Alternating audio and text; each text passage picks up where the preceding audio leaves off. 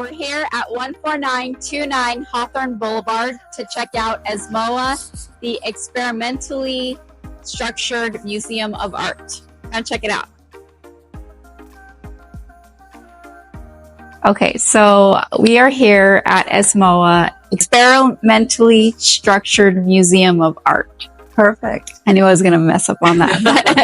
But they have come to the City of Lawndale. And so I wanted to get a chance to speak to the people behind the face of this museum.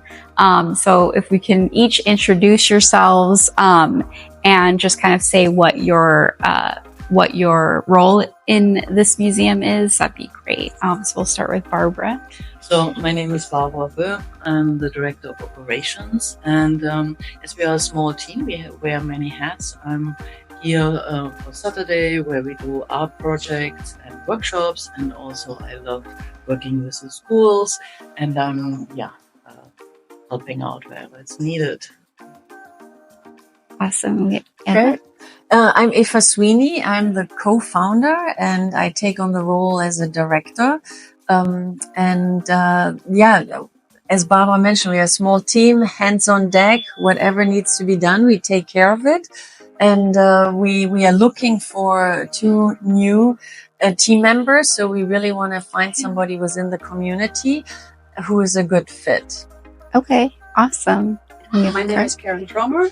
I'm the chair of ESMOA's advisory board, and I've been with ESMOA since I moved here to the South Bay in 2015. Started off as a volunteer, and ever since then kind of accompanied the path up to date where ESMOA is, and then try to help wherever and however. Tell us a little bit about ESMOA and what makes this museum in particular a little different than other museums that people may know of. Who wants to tackle? Maybe I take that one. So ESMOA is still a museum, but we are now fully involved into an art laboratory. And what we mean with that, it's first of all, we want to break down barriers, that everyone feels welcomed here, and that there's no one shy to come into a museum where sometimes you feel you have to know everything beforehand. It's actually the opposite. You're supposed to come here, just literally enjoy. And as an art lab, we have still our signature experiences, but we have broken it down that you now have the experiences. You do have a look behind the scene where you see how we are working with art. And then very important, we have a workshop where we try to make the bridge between making art as a visitor, but also as an artist, and making the bridge to the creation of art and the curation of art, and also that the visitor feels like they're involved in the whole process, and that they are important, and that they are really also are artists in themselves. So we invite them to become an artist, to see that it's important for everyone. Awesome. And so I'm going to turn to Eva and starting off, can you give us a little bit of background about how it was started? I know it was started in El Segundo and then you came to Lawndale, but can you give us a little background on the passion behind it? Yes, sure. So I'm the co-founder. My brother Bernadette, who is an artist and curator, he lives in Germany. And my husband, Brian Sweeney, we are the 3 who came up with this idea. And I think probably my brother was like the leading force in this. So we noticed when our kids, we are now 11 years old, when they went to school, there were a lot of cuts in arts programs, music and visual arts. So we thought like, okay, that's pretty sad, because we see how my brother lives, how important art is. He works with big corporations in Germany to bring art into the every work life. So we thought like, okay, how about we open up a space? We do have an art collection. We said, okay, we can start to show our artworks and then invite artists to participate, ask other collectors, galleries to show some artworks. And then my brother, his curation is always a little bit more different. So he doesn't mind to put things on the floor or like from floor to ceiling to make it maybe more visible, or add something to it, which is a little bit unusual, like maybe some crazy wallpapers, so that it really looks a little bit different than like a white cube more traditional installation so that it's always theme-based and that different subject matters could be discussed. So, but coming back to your question, we didn't really think a lot how to do it. We just did it. So, Yeah. and I think the more you would think about it, the more scared you get. So we were very naive. We started from one day to the other. And I think that's the beauty of it, that we allow ourselves to make mistakes and try things maybe other institutions are not allowed to do. So we love to test something which then other institutions maybe want to implement. So, for example, we have this grid system. We don't have labels, and it's connected with our web page. So the numbers correspond to the artworks, and then on the web page, you can take a look at it or on your smartphone. So it's not an app. So it's also a form of archive, but it's a nice way to give more information, but not necessarily for the visitors that they have to look at this. And this is like a system which some other institutions actually have done as well. Okay, that's great. So to piggyback off of that, so I know you have spoken previously about going into communities and really making sure that there's access to art. And I know in a community like Lawndale, it's a little lower income. So I think you're right. One of the first things to go when you're looking at budgets is the arts. And so tell us a little bit about why you came to Lawndale particularly, or how it worked out, so we can get or any of you, why Lawndale? Do you want to tackle this? Yes, sure. So Eva, you could probably confirm that the reason why it was Lawndale is that it was shopped around after 10 years of El Segundo, where ESMOA had been before, where a mission felt completed to a certain extent. And it was about time to reiterate ESMOA's mission as an art lab, being not the regular museum that we had mentioned before. And the thought came up that we should probably go back to our roots and redesign our approach to providing access to people.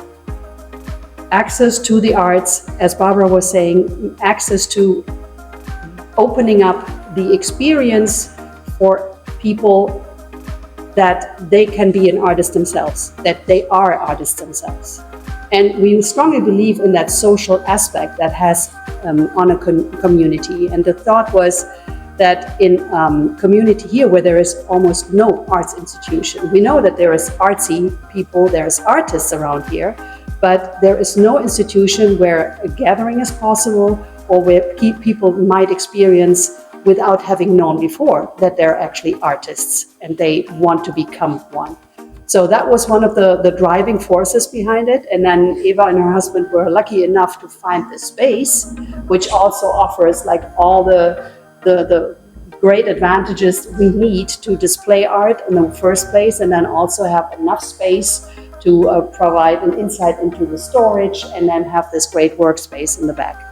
So that's pretty much like getting it to the people. We've always then done school programs, educational programs. So right here in the vicinity, we have lots of schools. We're super excited to having them over here. Like the concept is that they literally do kind of a field trip to ESMOA. So we get in touch with the schools before, get through our curriculum with the arts teachers. So every side is kind of prepared. And then for the children, they come in, they have kind of a field trip at a museum, but not just a museum that they're confronted with art, but they're immersed.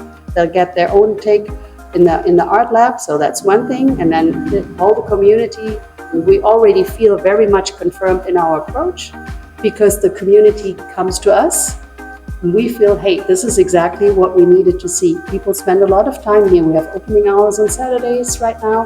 People come in here, spend, probably said, almost 2 hours here. And given the space here, this is a lot of time. And then we feel like this is what we want to give to the community. I love that. I love it. I think the exposure for the kids and the students.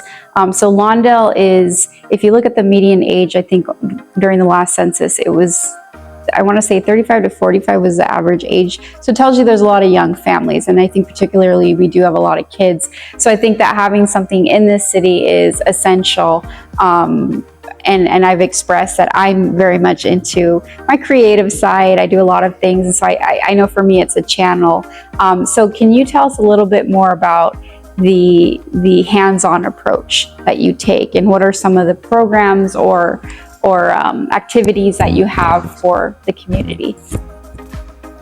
Maybe I divide that in two parts. So the first part, we like to go into the communities, and the City of Lawndale was incredible, inviting and helping us right away to be part of it. So we were part of the Halloween event, we were invited to be part of the spring event, and we are super looking forward to also now creating our first tradition, starting a chalk event at the City Hall. Actually, Sean Moore, he was actually here at the opening and said, like, you should do a chalk event, you should do a chalk event. And this direct approach is just amazing, because we said, yes, we do that. And I think that amplifies also what ESMOA is. We say yes, we say, like, let's try it out, let's go for it. And that's the same when we have open hours, that we approach, like, we give an exercise like based on one of the artworks, and say, like, this is what we are thinking, like draw something upside down like the zebra, but then we let everyone try their own approach. We give all the materials, like they have also all the other materials they can work on, and then from there we just start. But one thing is, we invite them to look at the artwork first, and we have a visual thinking strategy approach where we literally ask the visitors, like, what do you see? What's going on here? What makes you say that? What more can we find? And then we give background information, which means every visitor also gets engaged with the artwork, and we hear what the visitor says, and there's a dialogue starting. And the same thing with the art making. There's a dialogue in making art, because we strongly believe everyone is an artist. That's just our motto. So it's not just for people who are already familiar with art. It's to introduce people and connect them, and so they can channel their inner creativity, to say that everybody, because everything, I think the pieces we're looking at here, it evokes a sensation, a feeling. So is that what you cultivating that? Absolutely. We want art for all ages, all skills. Of course, everyone thinks, like, oh, the little ones, they can draw, and they do. They have no, they don't feel like embarrassed. They just go for it. But I strongly believe that our age group and seniors, or literally everyone, is invited and go for it. We also have groups here who are developmentally delayed, and it helps us. We have even an intern. We believe in interns. And they give us back, because they start sometimes seeing something we don't see. And the dialogue is with so many surprises. We love surprises. I think it's more, I always feel like we love to experiment, and we love to hear different experiences and different opinions. We encourage that dialogue. No, that's super exciting. And we're very excited to have you here. I don't know if there's anything else you want to talk about or highlight. That way we can let our community know about. I know you mentioned the chalk event, which we'll make sure to post on this video. That way people are aware of what's going on. But anything else that any of you want to add that you're excited about, or that's going on, or future events to look out for? I think maybe the artist in residence, like a little, like, ahead. Yeah, that's a great idea. So the artist in residence, we have two artists in residences. One is the LA-based artist in residence. So we appoint an artist to create an artwork for the experience which is on display. So right now, Christian Enriquez, he's preparing augmented reality art piece, which will be kind of like something growing out of the window. So when you use your cell phone, you see something is happening. So it's like invisible, but then in virtual form, you see something. So we work with him. And then the artist in residency, which is a live and work place, we are trying to develop again here, where we would like to rent a small house here in the neighborhood right behind ESMOA, and invite two international artists to come for 3 months. and get involved with the community, do an art project, work here with the team, create some programs, and that's in the works. Of course, we need funding for that, so I'm approaching different private foundations who hopefully are willing to support that project. Awesome. And anything else? And apart from that, I mean, everyone's welcome. We just hope everyone is coming, visiting us, getting involved in the experience themselves. We have opening hours on Saturdays now from 11 to 5, is that correct? And then also on Saturdays, we do have from 1 to 3 kind of a workshop, the maker space. And that's what Barbara was referring to, that we have a certain subject, and around that subject, an activity is being offered. And the admission here is always free for all the activities. The materials are provided. So you come to ESMOA, you don't have to pay. It's not that we have a program that you need to sign up for in advance. We're just here for you, and we're just waiting for everyone. And plus, we always need volunteers. Okay. So awesome. That's it. And if you want to volunteer, is it just on the website? Because we'll post like we'll tag the the website. And then I want to say that you had mentioned that you are looking for someone in the community. Is there anything briefly you want to say about that? Or we are still tweaking the job description. So, and we hope that by, getting more involved with the community, that we can approach people individually where we feel like, oh, you could be a great fit. So, but it will be also posted on our webpage. Okay. Once we have that. I would also like to stress something, that we want this place to be bilingual. We feel a very strong need. I myself, we have Spanish at home as well, and we have a guest educator every Saturday, Dulce Stein, who is also a native Spanish speaker. We feel this is super important, not necessarily as a translation. We need to celebrate our languages, our cultures. You hear we all speak with an accent, and there are more languages than one spoken in LA and in Lawndale, and we feel this needs to be celebrated. So our future guest educators or our future educators will certainly bilingual. It's just something we feel strong. Also, our curriculum is always written in Spanish and in English. So our field trips are for free, but they are also they can be bilingual if wanted. So I think that's something I wanted to point out. No, that's great, because it is 70% Hispanic in this particular city. So it's always good to bridge the gap. But no, we're super excited to have you here. I want to thank each of you for taking the time to chat with us. And so you've been here since 2023, right? Last year this was open. Okay. So we're still new. Yes. So if you haven't had a chance, please stop by here and check out the art pieces. Look for future events, and we'll post the website and the link. But it was nice to meet all of you. Thank you so much for Thank you. being Thank you here. so much. Thank you. Thank you. Thank you.